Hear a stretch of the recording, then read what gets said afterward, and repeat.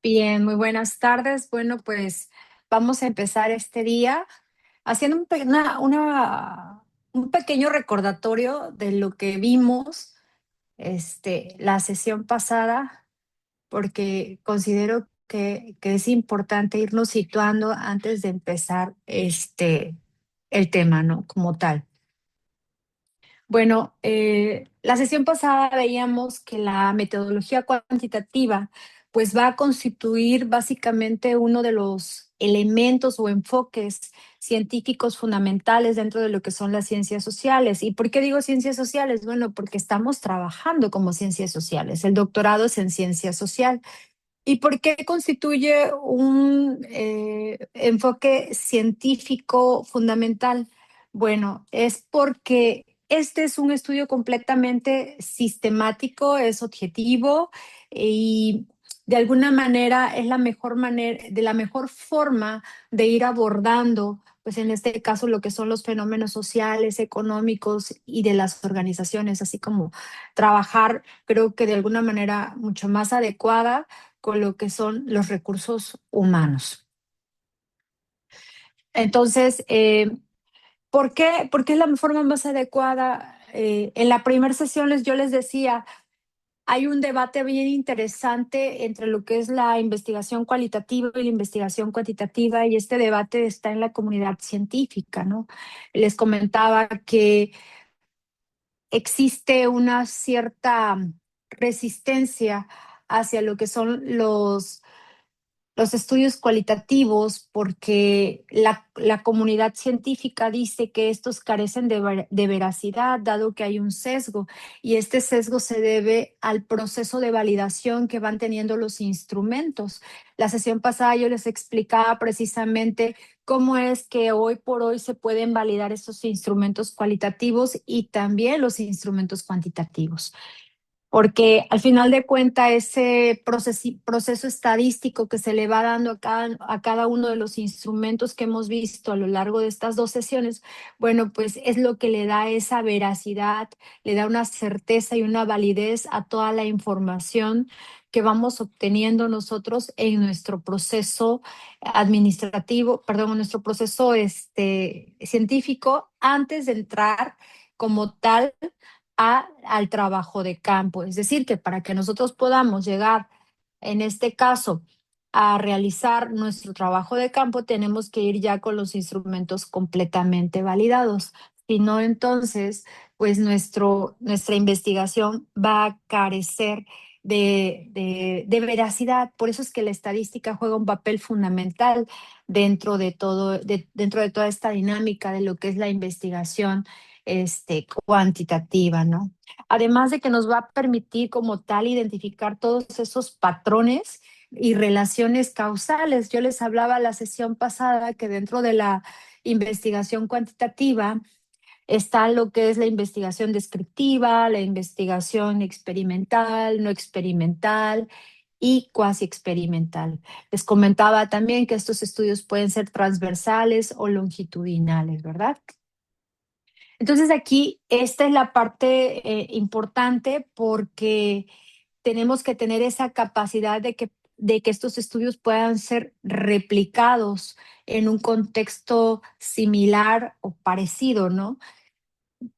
Pero garantizando siempre la parte de esa validez que deben de tener los instrumentos. Entonces, a veces decimos, no, es muy fácil realizar un cuestionario. Le digo a ChatGPT que me lo haga inmediatamente o cualquier otra IA que me haga un cuestionario y me lo hace. Sí, pero hasta dónde ese instrumento tiene validez. Por eso los procesos que hablábamos la sesión pasada, ¿no? Y decíamos, es que debe de haber un panel de experto para que me valide la construcción de cada uno de los ítems. También debe de haber en este caso, una vez pasado ese proceso y que todos los evaluadores lo han considerado y ya han homogeneizado sus respuestas, bueno, pasamos a la validación de este instrumento en campo, y tendremos que aplicar o hacer una muestra piloto con promedio 60, 65 personas, no menos, para ver cuál es la tendencia que se está teniendo ya en relación o con relación en este caso, perdón, a los participantes, cómo es que lo están percibiendo el instrumento, porque estamos en el proceso de validación de estos instrumentos. Entendiendo esto, bueno, pues ahora sí, si vemos que ya al capturar los datos, correrlos en algún software, nos dice que hay un alfa de Cronbach mayor o igual a 0.70, entonces estamos hablando que ya podemos pasar a la segunda fase, que es la evaluación del instrumento, pero con una muestra más extensa. Estamos hablando arriba de 300 participantes.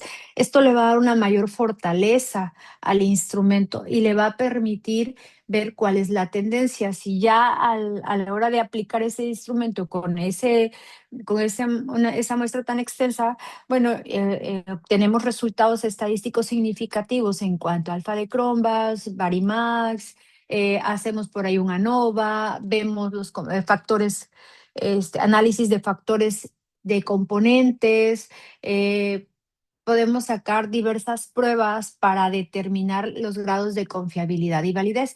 Quiero decir con esto que hay una metodología como tal a seguir para ir haciendo este proceso de validación de cada uno de los constructos que estamos presentando en ese instrumento. Y era la relevancia, ¿no? De lo que hablábamos la semana pasada, porque en eso recae la fortaleza de un estudio cuantitativo, en la construcción y validez de cada uno de estos instrumentos que al final de cuentas nos van a permitir ver cuál es el comportamiento que está teniendo con relación a las variables que estamos estudiando, ¿no? Ahora, con relación a lo que son los estudios experimentales y no experimentales, pues también veíamos, ¿no?, que ahí es diferente. Este tipo de validación de instrumentos se hace normalmente cuando tenemos un diseño no experimental y normalmente como instrumento estamos ocupando lo que es una encuesta, escala tipo Likert, o estamos ocupando lo que es un cuestionario que puede ser con preguntas completamente dicotómicas. Pero cuando hablamos aquí ya de un proyecto que es completamente experimental, pues la dinámica cambia, ¿no? Porque les hablaba que los estudios experimentales y los estudios cuasi experimentales, pues tenemos ahí ya una dinámica diferente. ¿Por qué? Porque aquí ya hay una manipulación deliberada de las variables, ¿verdad? Aquí tenemos que tener un grupo control y un grupo experimental para ir midiendo en este caso la evolución. Y por ahí les decía también del caso de, por ejemplo, cómo se va desarrollando esto en la medicina, ¿no? Cuando están probando, que es prueba y error de un medicamento en un laboratorio, y una vez que ha pasado todas las fases y se llega a la estandarización del producto, ¿qué sucede aquí? Bueno, pues ya empieza la casi la última fase para que ese producto pueda ser aprobado para salir al mercado, ¿no? Y estamos hablando de aquí ya hay que experimentar con personas para ver cuál es la reacción que puede llegar a tener este nuevo producto. Y aquí vamos a utilizar un cebo y vamos a utilizar el medicamento que queremos probar. No, obviamente nunca se le va a decir a los participantes a quién se les está inyectando cebo y a quienes se les está inyectando o suministrando, en este caso, pues el medicamento que queremos probar. ¿Por qué? Porque puede sesgarse. Entonces, son diferentes metodologías, pero que al final nos llevan a nosotros a entender cuáles son los comportamientos que se están teniendo con relación a las variables que estamos estudiando, ¿no? Y les decía también que en la parte de ciencias sociales, pues nosotros también podemos hacer investigación cuasi experimental, porque pareciera que toda la literatura científica nos está diciendo que los estudios experimentales y cuasi experimentales están destinados específicamente para las ciencias exactas o las ciencias biológicas, y no es cierto. Nosotros también, porque trabajamos con un elemento o un sujeto muy importante, que es el factor humano. Entonces, este va cambiando su dinámica, va evolucionando con base en toda la información que está recibiendo o inclusive la injerencia del contexto en que este se está desarrollando, ¿no? Entonces, estos estudios pues también nos ayudan a nosotros a entender cuál es el comportamiento que está teniendo estas personas. Podemos hacer un estudio completamente experimental o completamente cuasi experimental, parte de lo que veíamos la sesión pasada, ¿no? Bueno, el día de hoy toca entender realmente los análisis que se hacen. Nuestro programa marca lo que son la encuesta social, lo veíamos la semana pasada también y está dentro del material. La encuesta social la entendemos como ese instrumento que estamos utilizando para hacer la recolección de los datos. Y les decía que dentro de lo que son las ciencias sociales, normalmente ocupamos dos, que en este caso sería pues la encuesta a escala tipo Likert y en este caso el segundo sería el cuestionario con preguntas dicotómicas normalmente. Se trata de que estos instrumentos no tengan preguntas abiertas. ¿Por qué? Porque en el momento en que tienen preguntas abiertas, podemos estar sesgando el instrumento e irnos más hacia un instrumento de orden cualitativo, como lo es la entrevista. La entrevista es un instrumento completamente cualitativo que nos da muchísima información y esa es la diferencia entre los instrumentos cualitativos y los instrumentos cuantitativos, pero todo tiene un orden. Les decía que el método científico es como la columna vertebral, ¿no? Todo va ligado, no podemos separarlo, tiene que ir estructurado. Entonces, aquí es bien importante, pues, que ustedes vayan entendiendo cuándo voy a ocupar una encuesta a escala tipo Likert, cuándo voy a ocupar un cuestionario o cuándo voy a ocupar una entrevista. Si mi trabajo es completamente cualitativo, pues obviamente no tendría cabida una encuesta tipo Likert. ¿Por qué? Porque me va a cerrar la información, me va a sesgar todo. Eh, con los estudios cualitativos lo que queremos obtener es muchísima información, queremos saber cómo se desempeña el individuo en ese contexto y para eso tenemos que dejarlo ser, ¿sí? Entonces, en los estudios cuantitativos, pues es cerrado, ¿sí? Por ejemplo, una escala tipo Likert me puede dar información de gustos y preferencias, por ejemplo, sobre un producto en específico, hablemos del café. En la escala del 1 al 5, ¿qué tanto te agrada el café? Bueno, pues 5. ¿Qué tanto lo consumes? El consumo de café es normalmente 5 veces a la semana, pues sí, ¿no? O frecuentemente, casi siempre. Son escalas que vamos a ir considerando, pero vamos sesgando. Entonces, hay un comportamiento de los resultados, ¿sí?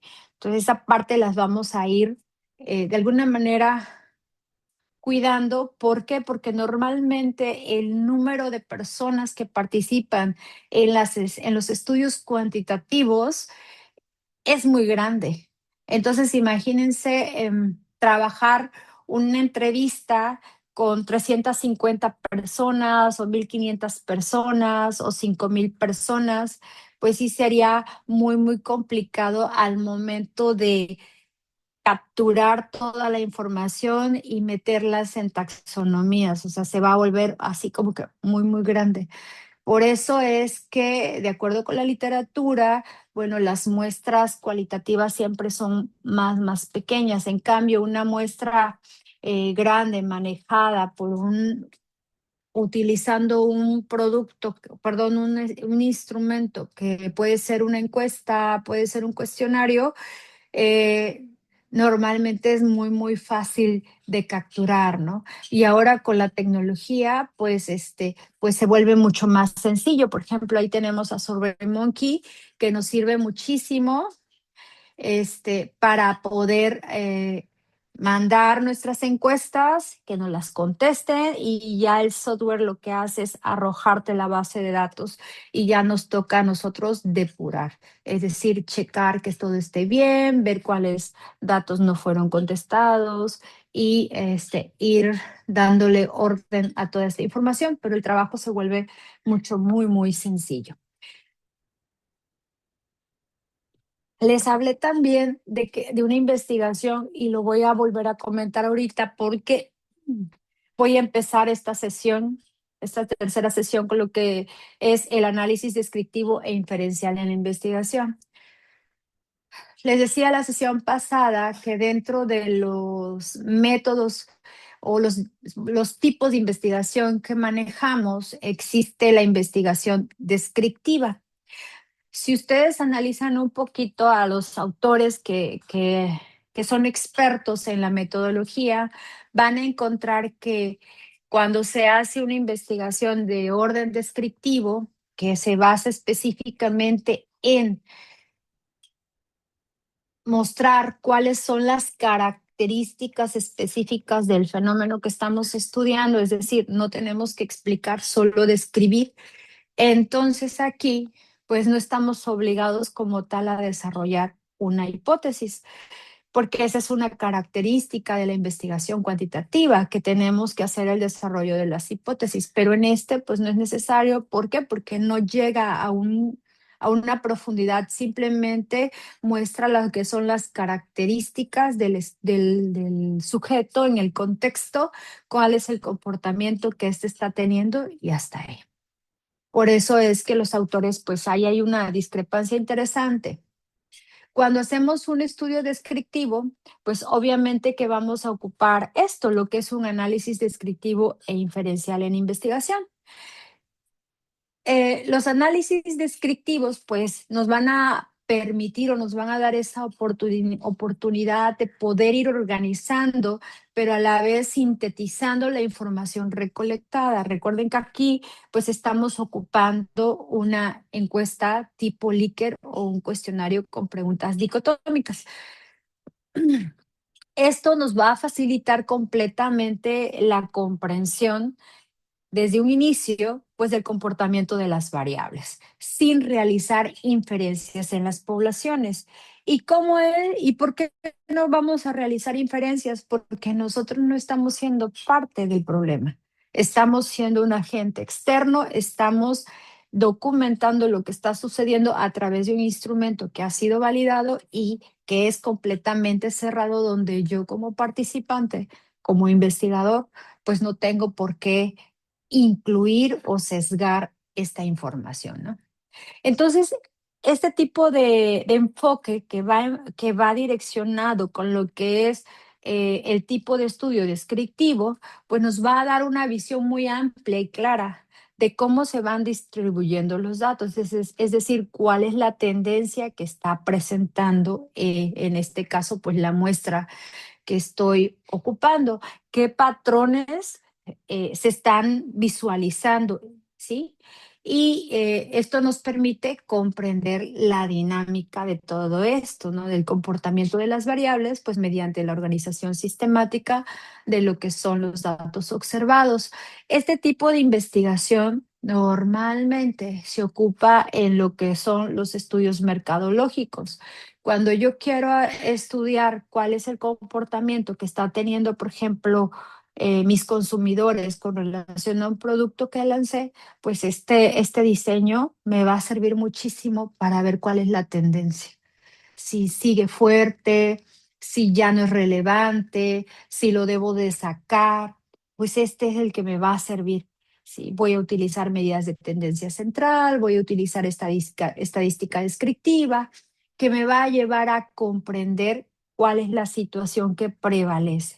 Si ahorita que estamos hablando mucho de política y que vemos las redes sociales inundadas, de que van a quitar a los plurinominales, que no los van a quitar, o sea, que hay un juego de poder interesante aquí. Este estudio nos vendría súper bien, o este diseño, perdón, de estudio nos vendría súper bien para ver cuáles son las percepciones que está teniendo, en este caso, la población con relación a esa decisión. Yo realmente quisiera saber si los votantes en México o los mexicanos realmente queremos o no queremos eliminar los plurinominales, pues este estudio descriptivo nos sería muy, muy bueno porque nos va a dar esa tendencia, ya sea positiva o negativa, pero nos va a decir la realidad, qué es lo que está pensando la población mexicana con relación a esta dinámica, ¿no? Por poner un ejemplo. Les decía que para poder interpretar los datos, bueno, pues vamos a utilizar lo que son distribuciones y frecuencias. ¿Por qué? Porque queremos ver tendencias, queremos ver patrones, queremos ver comportamientos. Pues las distribuciones y frecuencias nos van a servir específicamente para ir agrupando, en este caso, los valores obtenidos de la muestra y observarlos, ¿sí? Y esto nos va a dar como resultados esos patrones. Entonces, aquí es bien interesante porque luego como investigadores, pues honestamente cuesta entender, si no sabes estadística, sí cuesta saber cuándo uso una prueba, ¿sí? ¿Cuándo aplico este tratamiento estadístico? ¿Cuándo ocupo una ANOVA? ¿Cuándo ocupo un modelo de regresión múltiple? ¿Cuándo ocupo un análisis multivariable? ¿Cuándo ocupo una prueba de Wilcoxon? ¿Cuándo ocupo Shapiro-Wilk? ¿Cuándo ocupo Kolmogorov? Entonces, tengo que ir viendo de acuerdo a mi objetivo de investigación, a mis instrumentos, y mis hipótesis, que eso me va a dar qué instrumentos, perdón, qué tratamiento estadístico debo de implementar para lograr obtener los resultados que le den respuesta a mi objetivo de investigación. Entonces, dentro de las frecuencias, eh, tenemos lo que es la distribución de variables. Aquí nos muestra, pues básicamente, pues cómo se agrupan los valores observados.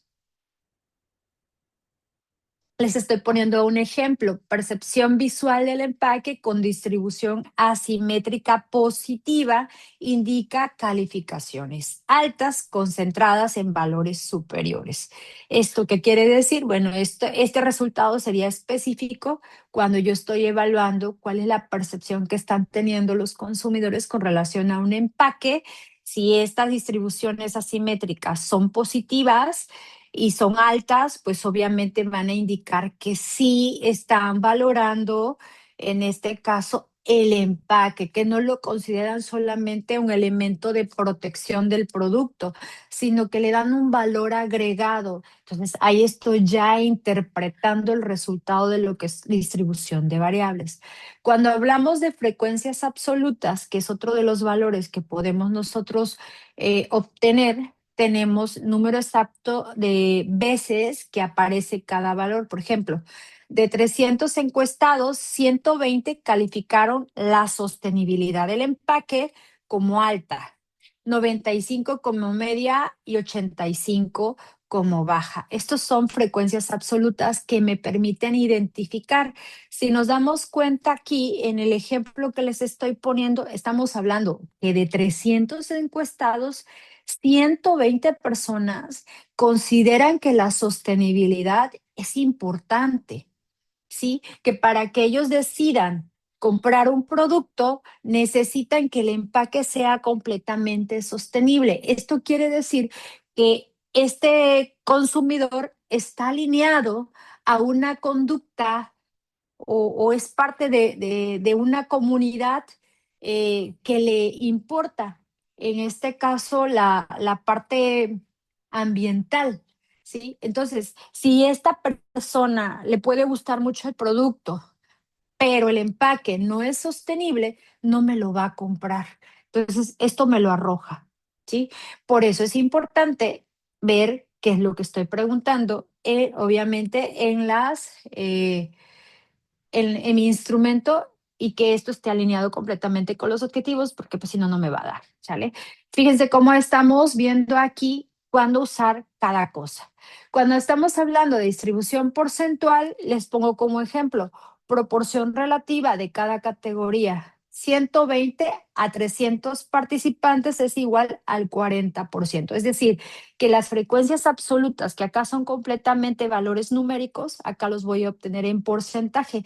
Y esto me va a facilitar la interpretación. ¿Qué quiere decir? Que del 100% de los participantes, el 40% consideran la sostenibilidad como un valor fundamental para decidir comprar o no comprar el producto.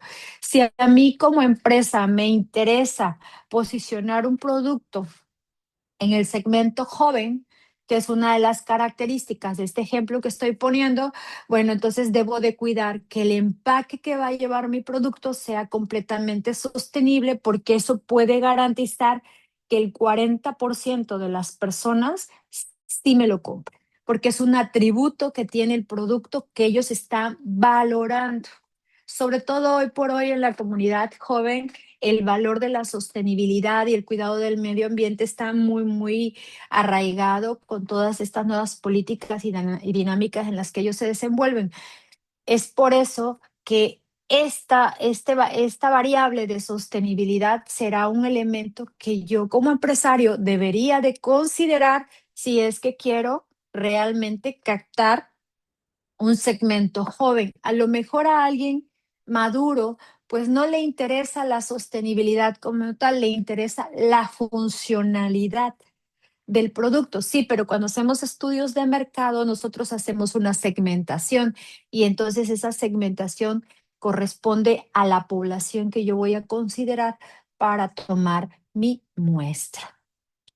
Bueno, cuando hablamos de frecuencias acumulativas y cruces de variables, aquí las frecuencias acumulativas nos van a mostrar como tal el porcentaje, pero de manera progresiva, de casos hasta un determinado valor.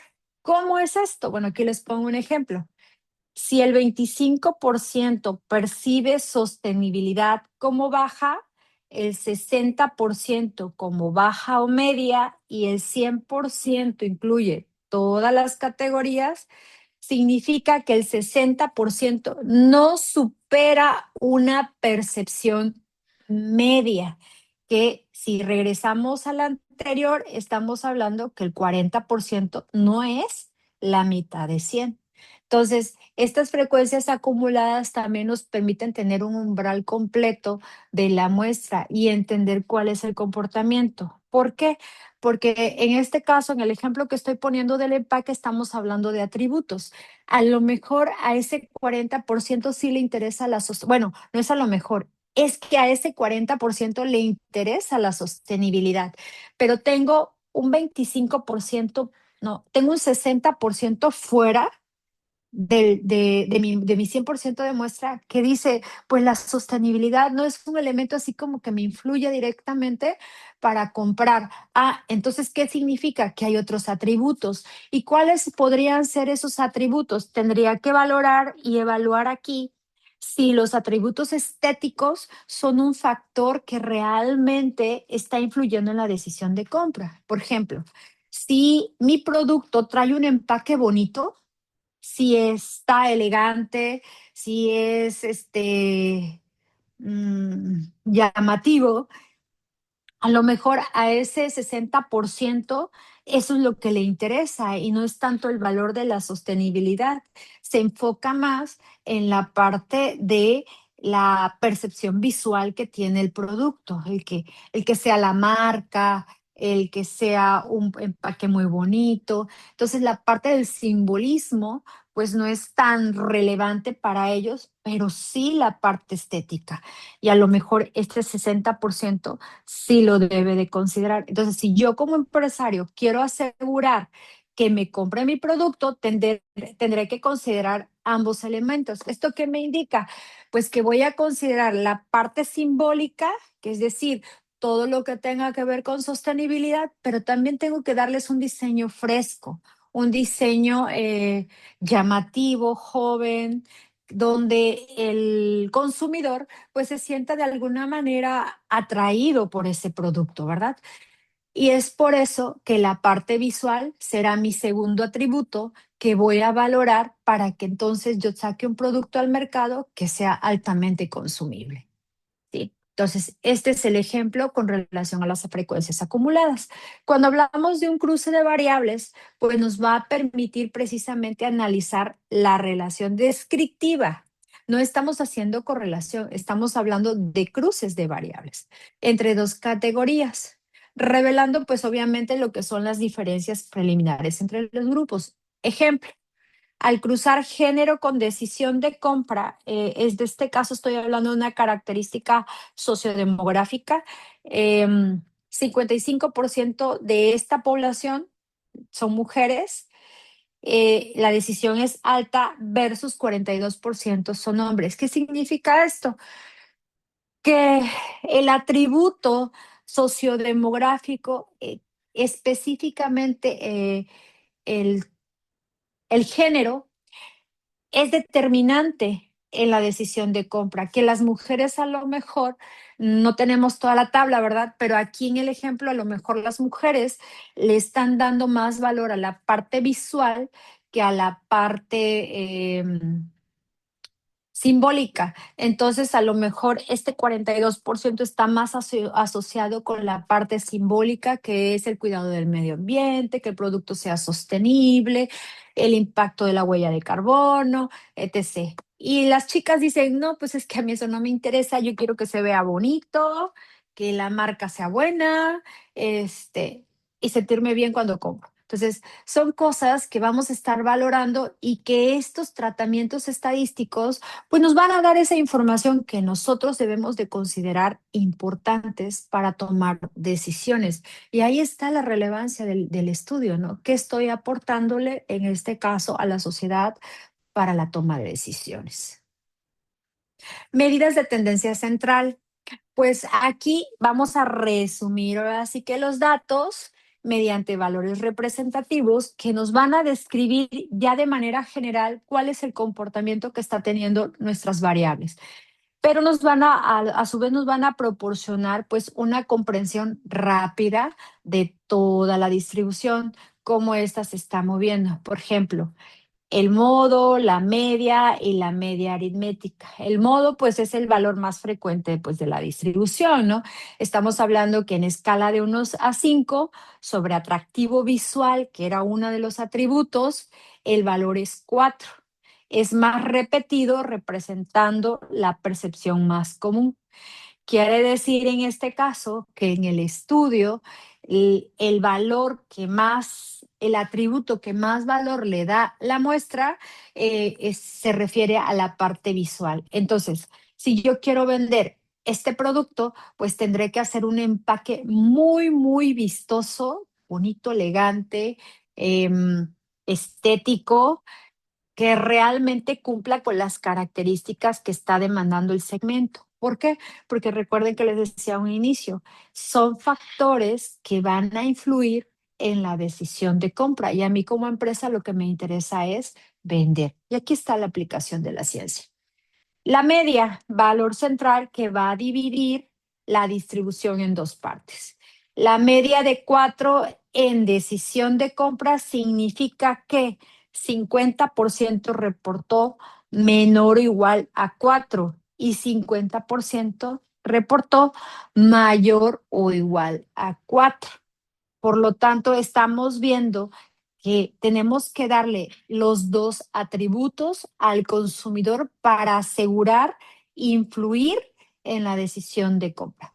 No podemos manejar solo un atributo. Estamos viendo que estos dos atributos, la parte simbólica y la parte visual, serán elementos fundamentales para que el consumidor joven, que es el sujeto de la investigación que estamos tomando como ejemplo, pues decida realmente adquirir este producto y que también va a ser un elemento fundamental para que en un futuro vuelva a repetir la compra, la experiencia. Cuando hablamos, ay, perdón, de media aritmética, estamos hablando del promedio de valores observados. Quiere decir que la media de 4.2 en percepción de sostenibilidad nos está indicando una valoración positiva promedio del empaque ecológico. ¿Esto qué significa? Volvemos a repetir, si relacionamos esta parte de la media, de lo que es la visual y la media aritmética de la parte ecológica, estamos dándole relevancia a los dos atributos. Cuando hablamos de dispersión y concentración de datos, ya aquí la dinámica cambia. Estamos hablando de varianza, y desviación estándar. Perdón. En cuanto a esto, nos va a dar un grado de dispersión de los datos mediante, obviamente, la media, que nos va a revelar la homogeneidad o heterogeneidad de las respuestas. ¿Qué significa esto? Bueno, si la desviación es baja, pues las respuestas homogéneas en percepción visual, pues van a tener un comportamiento que no es prudente, en este caso, con lo que es, como lo explico, con la parte visual, ¿sí? ¿Qué quiere decir esto? Que la parte visual no la puedo dejar de lado, sino que la tengo que considerar en este estudio, ¿sí? Y una desviación alta, hay mayor diversidad de opiniones. En este caso, en la primera, pues todos coinciden o la mayor parte de las personas que están siendo partícipe de este estudio han coincidido. Y en la desviación alta, pues hay diversidad de opiniones. Cuando hay diversidad de opiniones, debo de atender cuál es el patrón, cuál es el comportamiento que está presentando para considerar todos estos elementos en mi decisión al momento de lanzar el producto, como estamos hablando de un producto.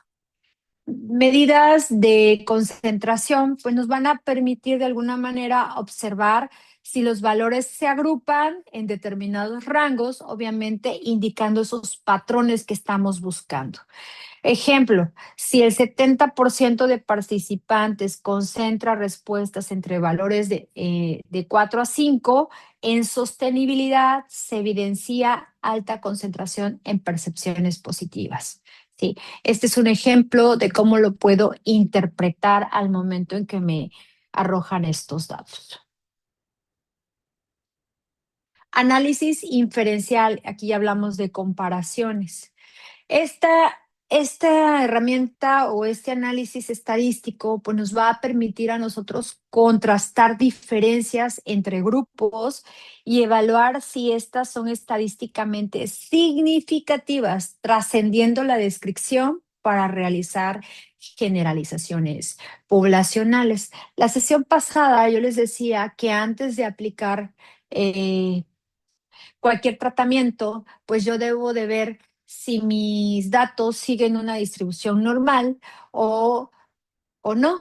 Entonces, para esto debo de ver si mi muestra es mayor o igual a 50 personas, pues obviamente voy a ocupar colmogoros de Smirnoff para ver esta distribución de los datos. Si mi muestra es menor a 50 personas, entonces significa que voy a utilizar Shapiro-Wilk. Una vez que he determinado si los datos siguen una distribución normal o no, pues entonces ya puedo aplicar esto. Si no siguen una distribución normal, voy a utilizar estadística no paramétrica. Si siguen la distribución normal, voy a utilizar estadística paramétrica. Entonces, el análisis inferencial y comparaciones nos va a permitir tres cosas: la comparación de proporciones, comparación de medias y comparaciones múltiples. En la primera, como ejemplo, les pongo que el 65% en zonas urbanas versus 48 personas rurales decide comprar productos sostenibles. Hay una diferencia significativa. Estamos contrastando los resultados de los grupos, porque aquí estamos tomando como tal una variable sociodemográfica, es decir, le preguntamos en nuestro cuestionario a las participantes si viven en zonas rurales o viven en zonas urbanas. el 65% de ellos vive en zonas urbanas y el 48% está en zonas rurales. Y esto nos permite a nosotros ver quiénes tienen mayores percepciones positivas con relación a la sostenibilidad del empaque, ¿no? Si hay una diferencia significativa o no. Cuando hablamos de comparación de medias, vamos a evaluar diferencias entre promedios. Por ejemplo, media de decisión de compra. Ya esto lo vimos anteriormente, pero con porcentajes. Mujeres, 4.3 versus hombres, 3.9. Aquí lo que hicimos fue una prueba de T que evalúa la significancia, ¿sí? Una T de Student. Seguimos con pruebas paramétricas. Cuando hablamos de comparaciones múltiples, aquí vamos a analizar diferencias entre 3 o más grupos. Prueba post-hot, que identifica qué ingreso alto difiere significativamente del ingreso bajo, porque también fue una de las características sociodemográficas que normalmente se preguntan en estos tipos de instrumentos. Por ejemplo, tu ingreso es alto, medio o bajo.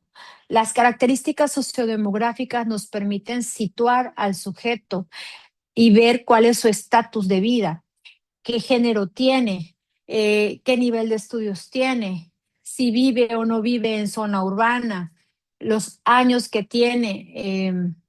¿Qué otra cosa podemos preguntar ahí? Eh, Tendencias de consumo, normalmente cada cuánto recurre a comprar productos, por ejemplo, podría ser también una variable que voy más hacia allá, contextualización de la variable, pero edad es un rango o una característica sociodemográfica que voy a considerar al momento de, y que van a inferir porque la edad al final de cuentas sigue siendo una de las variables que pueden marcar la decisión si compro o no compro un producto. A lo mejor, si en este momento me dicen, eh, ¿comprarías, por ejemplo, un videojuego? Pues la verdad, no estoy en ese grosor. Por mi edad, a lo mejor, esto no quiere decir que no exista un segmento de mi edad que sí le interesan los videojuegos. Claro que sí, pero si hablamos de toda la población mexicana, ¿en dónde recae más el consumo de videojuegos? Pues en jóvenes. Entonces, más que en adultos. Esto no significa que no lo vayan a comprar acá, pero los jóvenes son el segmento primordial. Le llamamos el mercado meta, ¿no? Entonces, ellos son los que van a comprar el producto. Pues a ellos tenemos que ir a preguntar. ¿Yo lo podría comprar? Pues sí, pero no voy a ser recurrente a lo mejor, o a lo mejor sí soy recurrente, pero no soy un sujeto que vaya a aportar un valor significativo porque salgo de las características específicas que se han planteado o que se han definido del estudio de mercado. El ANOVA es otra prueba paramétrica que nos va a permitir comparar las medias de 3 o más grupos, pero de forma simultánea. Y esto nos va a permitir ir determinando si existen diferencias significativas entre ellas. ¿Por qué buscamos diferencias significativas? Porque van a ser valores que nos van a llevar a tomar una mejor decisión con relación al estudio. Si yo estoy preguntando, por ejemplo, en mi hipótesis, eh, ¿en qué medida? No, vamos a hablar. La sostenibilidad del empaque influye significativamente en la decisión de compra. Bueno, pues esta herramienta va a ser una de las que me puede dar la respuesta. Si la muestra ha dicho que sí influye o no influye, pero me lo va a decidir esto, ¿vale?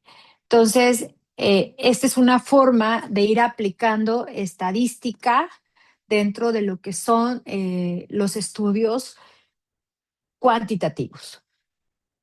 Bueno, hasta aquí hemos visto prácticamente ya lo que es toda la metodología cuantitativa, hemos visto lo que son los instrumentos y hemos visto la aplicación de las herramientas estadísticas para correr datos de la muestra participante y hacer esas inferencias con relación a lo que hemos obtenido. Es decir, si se comprueban o no se comprueban las hipótesis y qué respuesta le estamos dando a las preguntas de investigación. Pareciera algo muy sencillo, pero no lo es. ¿Por qué? Porque realmente requiere un trabajo arduo, sobre todo cuando hacemos el trabajo de campo. ¿Qué es lo que vamos a hacer nosotros para nuestro trabajo? Yo les pedí elementos claves de un protocolo de investigación porque no van a ser un protocolo completo, dada pues las sesiones que tenemos. Honestamente, pues sí lleva más tiempo y esfuerzo el estar eh, llevando a cabo pues todo lo que es un protocolo, pero sí les estoy pidiendo la identificación del problema a través de un árbol de problema. ¿Por qué el árbol de problema? Porque es la herramienta más idónea para poder identificar qué es lo que está pasando. Cuando hacemos una descripción, pero no hemos identificado a través del árbol del problema, válgase la redundancia, el problema, pues entonces podemos caer en un sesgo. Entonces, este esquema nos permite a nosotros identificar cuáles son las causas y estas causas qué efectos están teniendo, ¿sí? Con relación a lo que estamos preguntando. Por eso es bien importante que ustedes hagan este árbol del problema y me lo envíen, porque si no me lo envían, pues yo no puedo saber realmente, es más, hasta en este momento no tengo ni idea de qué es lo que están trabajando. Este árbol de problema nos va a permitir ir a la segunda fase, que es la descripción del problema. Es decir, ya lo tengo graficado acá, pues ahora voy a describir cómo esto se está presentando, qué efectos están teniendo. Sí. Y una vez que hemos hecho esta descripción, pasamos al tercer punto, que es el planteamiento del problema. Yo se los pedí con preguntas de investigación por los tiempos más que nada y de acuerdo también a diversos autores, pues los planteamientos no necesariamente que tienen que ser redactados, también pueden ser a través de preguntas de investigación, pero recuerden que las preguntas tienen ciertas características que se deben de cubrir, eso pues ya lo vimos. Entonces, al menos tres, o sea, no más de tres preguntas de investigación estaría perfecto. Ahora, estas preguntas de investigación van a nacer de la identificación del problema y la identificación del problema nace del árbol del problema. Aquí estamos ya tejiendo nuestro método de investigación. Una vez que tenemos estas preguntas, estas preguntas de investigación, pasamos al siguiente punto, que les estoy solicitando los objetivos. Estos objetivos tienen que ir desarrollados con base en la taxonomía de Bloom o la taxonomía de Marzano. Cualquiera de las dos pueden ocupar sin problema. El objetivo general deberá de ir en un nivel taxonómico alto, porque los objetivos específicos pues van en un menor nivel. Pero al final de cuentas, estos objetivos específicos nos van a llevar a lograr ese objetivo general. Este objetivo general deberá de nacer de las preguntas de investigación. Entonces, ojo, si ustedes me están haciendo una pregunta acá arriba donde me están diciendo de cómo influye en este caso la inteligencia artificial en la competitividad organizacional en empresas medianas en Jalapa, Veracruz, pues no me pueden decir en el objetivo desarrollar una inteligencia artificial, porque pues no tiene nada que ver. Ustedes están preguntando cómo influye. Entonces, si están preguntando eso, pues obviamente que el objetivo sería analizar cómo influye la inteligencia artificial en la competitividad organizacional en empresas medianas. ¿En dónde? En Jalapa. Entonces tenemos objetivo, tenemos variables, tenemos sujeto, tenemos objeto y estamos en contexto. Entonces, ahí están los elementos de nuestro objetivo general y así los objetivos específicos. O sea, un buen objetivo debe de estar con esas características, bien estructurado y debe de nacer de las preguntas de investigación. Si no nace de ahí y hay discrepancia, entonces está sesgado el trabajo y el protocolo no sirve. Pero tenemos que cuidar eso. Teniendo los objetivos, pasamos al siguiente punto. En este caso, les estoy solicitando la justificación. En la justificación, nosotros vamos a redactar al menos una cuartilla en la que nosotros podamos demostrar la necesidad de desarrollar nuestra investigación. En este sentido, hablamos de relevancias científicas, hablamos de que la investigación cubre, perdón, vacíos dentro de la literatura científica. Para esto yo ya tuve que haberme echado un clavadito en la literatura científica, preferentemente el Sevier, por ahí Scopus. Hay muchísima literatura caracterizada como abierta, donde ustedes pueden consultar sus variables. Si ustedes quieren hacer uso del chat, que es la inteligencia, ChatGPT, pues sin problema lo pueden hacer, pero aprendan a utilizarla como una herramienta que contribuye a tu estudio y no que te lo hace. Quiero decir con esto que la herramienta la puedes utilizar para hacer una búsqueda dentro de la literatura. Por ejemplo, una servidora la ocupa, sí, sí la ocupo, pero le pongo ahí a ella, le doy la orden de que me busque dentro de los repositorios de calidad estas variables. Y me hace una búsqueda y le pongo de qué periodo a qué periodo y me ahorro estar buscando uno por uno. Y ahí me da un montón de información y entonces ya nada más me voy, y le pido que me ponga los links. ¿Por qué? Porque me voy al link y consulto el documento. Entonces, eso me ahorra tiempo, pero no me lo hace. Esa es la diferencia entre copiar y hacer, ¿sí? Yo no quiero que me lo copie, yo no quiero copiarle a la herramienta, quiero que la herramienta me ayude a disminuir los tiempos y entonces lo que voy a hacer es utilizarla como un auxiliar para hacer esta búsqueda que yo necesito para identificar cuál es el comportamiento que están teniendo mis variables actualmente. Es decir, ¿qué ha hecho otros investigadores? Y de ahí voy a sacar pues todas estas relevancias científicas. Y cuando hablamos de relevancia, es decir, ¿qué aporta mi investigación al contexto? ¿Qué se beneficia a la sociedad? ¿Qué impacto ambiental tiene? ¿Qué implicaciones prácticas aborda? ¿Qué más podría yo poner ahí? ¿Qué vacíos de la literatura científica cubre mi investigación? Porque esto es muy importante. Si ya todo está hecho, pues ¿para qué lo repito? Recuerden que un principio de la investigación científica es que debe de ser replicable. Y esto significa que a lo mejor mi variable dependiente o independiente se estudió ya en tales contextos, pero no abordaron tales y tales dimensiones. Entonces, esa es una relevancia científica que se ha estudiado de manera separada, pero no de manera integral. Entonces, esa es una relevancia, es un vacío que presenta la literatura y que yo puedo sustentar en mi justificación. Las justificaciones normalmente o los errores que normalmente presentan las justificaciones luego en las investigaciones recaen específicamente en que pues no tienen una solidez, no me dicen nada, o sea, hagan de cuenta que es como si fuera un niño pidiendo permiso. Entonces, así no sirve. Tenemos que ser contundentes y demostrar que es necesario y que hay un aporte científico como tal. Hemos concluido nuestra justificación y pasamos al siguiente punto que le solicité. Le solicité también las hipótesis de investigación. Son tres, la de investigación, la alternativa y la nula.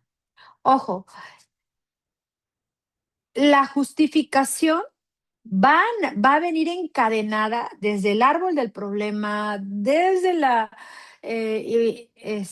descripción del problema, de los objetivos, de las preguntas, pues nace todo esto. Y esta me va a generar, ahora sí, las hipótesis. Las hipótesis, les comenté ya, son afirmaciones que yo me hago con relación a mi variable dependiente y mi variable independiente en un contexto específico. Y son lo que yo quiero probar, pero están correlacionadas o están ligadas o están tejidas, como le quieran llamar, con las preguntas, con los objetivos. No puede esto separarse. Tiene que dar respuesta. Normalmente, una buena hipótesis es la pregunta de investigación, pero era convertida en afirmación.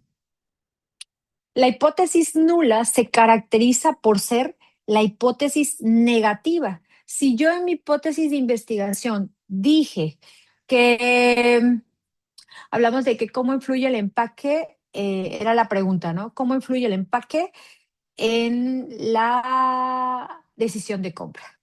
Entonces, mi hipótesis sería, el empaque sostenible influye, sostenible, y estoy sacando una dimensión del empaque, porque el empaque voy a medir dos atributos simbólicos y atributos visuales. Acuérdense, si ya no me quiero sesgar o no me quiero confundir con el término, puedo utilizar esos dos. Puedo decir, los atributos visuales y simbólicos del empaque influyen significativamente en la decisión de compra en jóvenes consumidores. Esa es mi hipótesis de investigación. Entonces, mi hipótesis nula va a decir los atributos visuales y simbólicos del empaque no influyen significativamente en la decisión de compra en jóvenes consumidores. Y la hipótesis alternativa es diferente de, o sea, no quiere decir que no esté considerando las variables, pero por ejemplo, puedo decir que las características sociodemográficas de los consumidores son determinantes en la decisión de compra. Es una variable extraña que está en el aire y que también la puedo evaluar, ¿vale? Entonces, ya estamos haciendo aquí nuestras tres hipótesis. Y eso me va a llevar al último punto, que es el diseño metodológico que les solicité. Yo quiero que me digan ahora sí, de acuerdo a toda esta estructura, qué tipo de investigación va a ser, qué diseño tiene, este diseño qué características tiene. Cuando hablo de esto, si va a ser longitudinal, si va a ser transversal, quiénes son mi población, qué tipo de muestra voy a ocupar. Por ejemplo, tipo de investigación cuantitativa. ¿Por qué? ¿Por qué es cuantitativa? Quiero que justifiquen el por qué es cuantitativa. Diseño explicativo. ¿Por qué es explicativo? Diseño no experimental. ¿Por qué es no experimental? Estamos hablando que es una investigación de diseño explicativo de corte no experimental. ¿Por qué? Si yo digo va a ser un diseño explicativo de tipo o de corte cuasi experimental, quiero que me digan por qué. Si es una investigación cuantitativa de tipo descriptiva correlacional, quiero que me digan por qué, ¿vale? De ahí, y si va a ser transversal o va a ser longitudinal, porque la población, características de la población, quiénes son mi población, de dónde sacaron el dato, cuántas personas son.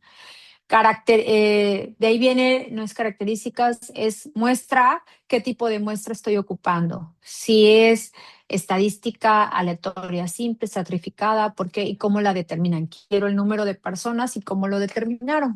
Que normalmente para sacar estos tipos de muestra, pues nos vamos a censos. Y de ahí de eso viene instrumentos. ¿Qué instrumentos van a ocupar? Eso es lo que quiero que me entreguen para la siguiente sesión. Me lo van a presentar, lo quiero en formato Word y lo quiero en diapositivas, súper rapidísimo. Si lo hacen en Word, ocupen esta herramienta. De hecho, por eso hice mis diapositivas aquí. En Gama, ustedes tienen el archivo de Word, ya con toda la información, lo meten y le dicen que les haga una diapositivas a partir de la información que les están dando y les va a generar unas diapositivas así bien bonitas. Ocupen la tecnología, para eso la tecnología, pero es para facilitarnos nuestra actividad, no para que nos los haga. Es importante que me manden el archivo en Word, es la manera en que yo voy a liberarles, porque ese archivo lo voy a correr en Turnitin para ver el nivel de plagio y el nivel de IA. Entonces, compañeros, no me puede salir en este protocolo tan simple que vamos a hacer un nivel de IA mayor a 20% porque no se los voy a validar. Lo quiero escrito por ustedes. Un investigador, un doctorante debe de saber redactar.